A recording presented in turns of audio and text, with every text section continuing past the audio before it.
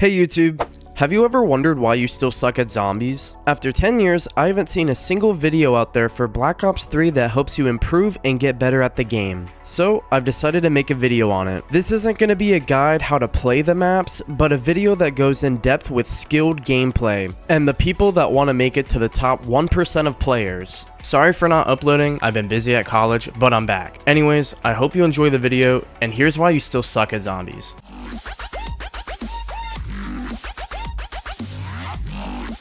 Controls and sensitivity. Okay, so the first thing with almost any game is to adjust your controls and sensitivity. Did you know that most players keep the basic original controls from when they got the game? Please don't be a bot, change your damn sensitivity. The most optimal sense is anything higher than 8 or 9. I like to have mine on 12. You don't need max 14 gamer sense obviously, but in order to cut back while training, please for the love of God, don't have the sensitivity of a turtle. Using mega gums. Sure, using megas can be very fun and casual while playing, but if you only use megas and have to rely on that perkaholic or shopping free to even play the game, why are you complaining that you suck? It doesn't take any skill to pop gumballs or use gums like round robin. I mean, it literally skips an entire round for you. Instead, start using classic gums, or even better, no gums, just like the older Call of Duties. It makes your game harder and puts up more of a challenge. I can promise that you will improve at the game without them. Immediately picking up drops. Everyone knows that you shouldn't pick up a max ammo right away, but God forbid you wait 5 seconds before you suicide yourself for a carpenter. Drops have a time period from when it's gonna disappear. They each have 4 stages: when it's not blinking, slow blinking, faster blinking, and finally super fast blinking. In total, they stay for 25 seconds. When it's not blinking, it lasts for about 15 seconds. Slow blinking is from 15 to 20 seconds, or 8 blinks. Faster blinking is from 20 to 23 seconds, or 5 to 6 blinks. And super fast blinking is from 23 to 25 seconds, or 2 to 3 super fast blinks. Being optimal with your drops is a must for higher rounds, or when your resources are very scarce. I meant scarce. What the fuck is scarce? My bad. Grab nukes before insta-kills because nukes slow down the game. They will also kill up to 1 horde, which is 24 zombies. On an insta-kill, you can kill as fast as the zombies respawn, so please just shoot your gun. You can kill more than 24 zombies, that's why instas are worth more than nukes. Plus it won't slow down your game. On max ammos, use as much ammo as you can, then grab it before it goes away. Carpenters also slow down the game too, so is it really worth it?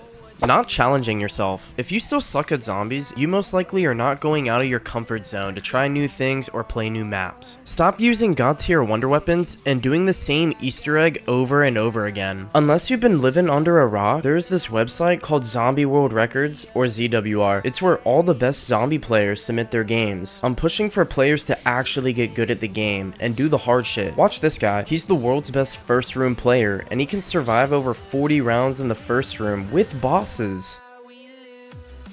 All I'm saying is challenge yourself. Play a first room or a no power. Do a high round, but with no wonder weapons. You are the only person preventing yourself from getting better. How do you expect to improve if you keep playing the same thing again and again? No mechanics in your gameplay. This is the biggest way to improve at zombies. First up, YY sliding or jump sliding. Using the sliding mechanic will improve your gameplay. It's a must-have skill. Speedrunners and other pro zombie players swap their weapons and slide constantly to zoom through the map. Normal jump sliding is different. In my last video, a lot of people were confused of the difference. YY sliding allows you to slide in any direction and cancel your slide. It also gives you much more control and you'll never run out of stamina. Have you ever wondered why sometimes you can't sprint? It's because you wasted all your stamina sprinting. With YY sliding, you will never have that problem and will always be able to sprint. It is quicker than regular jump sliding. I personally use both in my gameplay, but knowing when to use YY sliding or jump sliding will help you a lot. I should also mention I'm playing on tactical controls instead of default. I will show it super slowly. First, start sprinting, then swap your weapon, then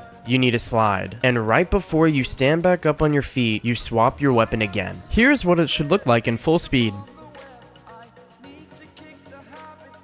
As you can see, I swap, then slide, and swap again before I finish my slide. Once you have the hang of it, then you can get faster at it. Next is stunning. Has there ever been a time playing and one zombie is in your way and it downs you? Well, you can actually never take damage if you stun. All you have to do is shoot a zombie to stun it. Here it is slowed down. I shoot a burst at the zombie right before it hits me. Stunning is what all the world record first room players use for tight trains. Implement this in your next game and you can truly see how useful it is. Why take damage when you don't have to? Also, this won't work on the maps Kino and Origins, so don't use it on those maps. Manipulating the zombies. Training is the biggest foundation to playing zombies, and you're doing it all wrong. Everyone thinks they know how to train, but I really want to go in depth with it and explain what's happening behind the scenes. There aren't many good tutorials that break it down step by step, so I'll do my best to make it clear. First, you have to understand how the zombies AI works. Zombies are basically like magnets. They're always pulled towards the closest player. Their pathing isn't random. They take the shortest route in straight lines to reach you from wherever they spawn. So, if you run towards another player, the zombies will switch targets midway and follow whoever is closer. Once you understand that, you can start to manipulate their movement, and that's where the real training skill comes in. For training, there are 3 possible scenarios: full train or full hordes, respawners and stragglers, or a full horde up. For a full train or full horde, this is the easiest, but it still takes focus. When you have all the zombies grouped up, you got the most control. You can move around freely and lead them wherever you want. But remember, since you have all the zombies, you'll still need a lot of space. Don't run too far away though, or they'll start despawning and respawn somewhere else, which can mess up your rhythm. Next is respawners and stragglers. Now this one's trickier. If you don't have the full horde, you'll get zombies respawning from random spots. 1 or 2 unfortunate respawners have ended my game way too many times. You just need to be on the lookout for them. A maximum of 24 zombies can be on the map at once, so always assume that some are respawning. This is a good time to mention bleed outs. If zombies have been on the map for a while, or if they're low health, they will bleed out and respawn back with the same amount of health as they were before when they bled out. In short, they're the same as respawners. However, you can hear them bleed out with a sound cue of them dying. Finally, a horde up. This is the hardest part of training, where you build your horde from scratch. Zombies can come from everywhere and it's easy to get full boxed. Lock the fuck in. You have to weave and slowly gather them behind you. There's not really a shortcut to learn it, it just takes practice and having good game sense. You'll start to learn where to run and which openings to take. This is where stunning helps you so much. As I said before, why take damage if you don't have to? Stalling the zombies. Stalling is where you slow yourself down and walk. It gives you time and allows zombies to run towards you to get them more tight. It can create an opening for you to run through. Utilize cutbacks. Always leaving yourself with enough room to turn around. If you know that you can't make it, well, don't force it. Cut back. Try turning around. That way, it allows you more space to create an opening and continue training. Whatever you do, don't panic. Use these skills to adapt to your surroundings. Juking. Juking the zombies is a very helpful trick. Remember when I said the zombies AI take the shortest path to you? You have to trick the zombies into thinking you're going one direction, then psych them out and go the other way. Let's play a game.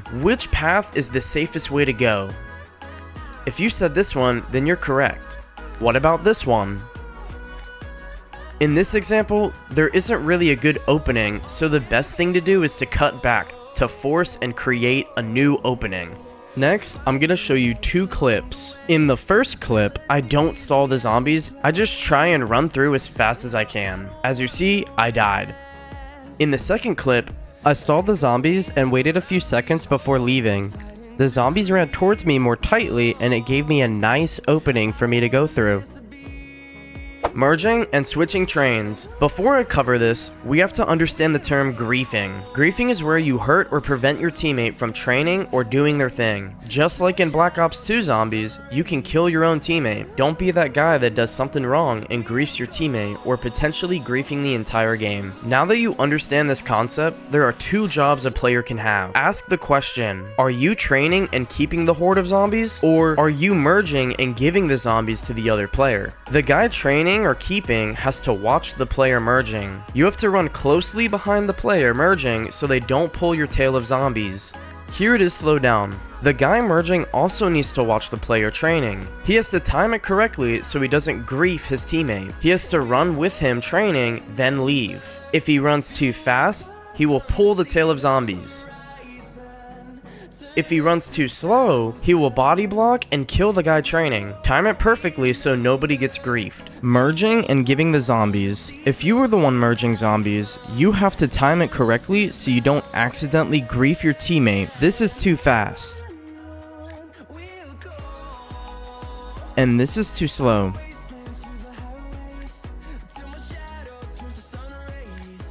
You can also switch who trains. The player with the train runs quickly to the guy taking. The player taking runs in front to take the train. Here it is slowed down. Make sure both players are ready, and please communicate. Utilize all these tricks and I promise you will improve. Hopefully I fully covered everything in this video, and if you still have questions, feel free to comment down below. You can also message me on Discord, and I'm doing free VOD reviews and will happily watch your gameplay to help you fix your mistakes and improve. This video took a long time to make, so please comment and like for the algorithm, it really helps. If you made it to the end, why are you still not subscribed yet?